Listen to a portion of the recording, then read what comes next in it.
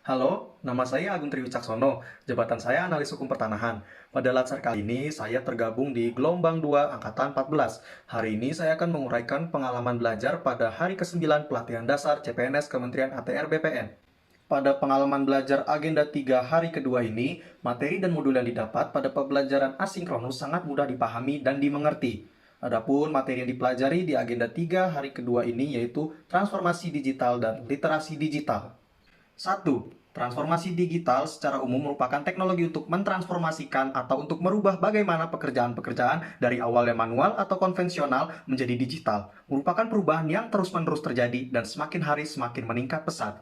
Perpindahan dari metode konvensional atau manual menjadi digital merupakan perubahan yang terus-menerus yang terjadi hingga hari ini. Terlebih lagi, karena adanya pandemi COVID-19, kita mengalami apa yang disebut percepatan transformasi digital. Bagaimana kita berubah, kita semakin mempercepat proses transformasi menjadi digital. Kita telah mengalami transformasi di segala lini di bidang kehidupan, seperti mulai dari smartwatch kita menggunakan untuk olahraga sampai dengan hal-hal lain yang lebih besar. Terkait dengan machine learning dan big data, itulah transformasi digital.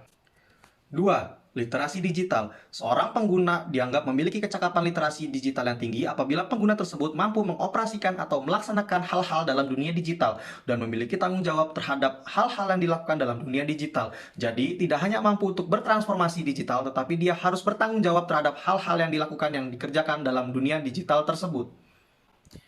3.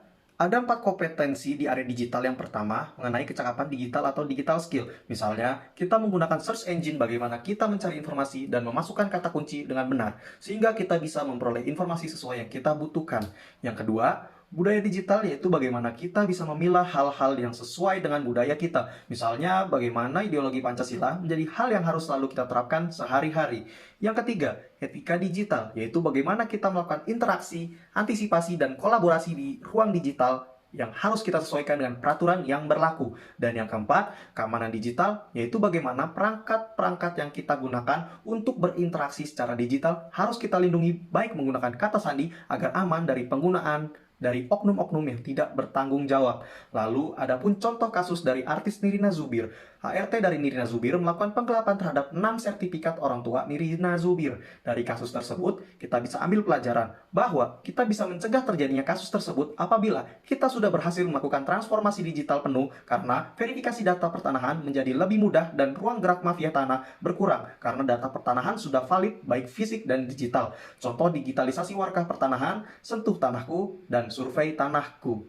Sekian video mengenai ulasan pembelajaran agenda 3 hari kedua.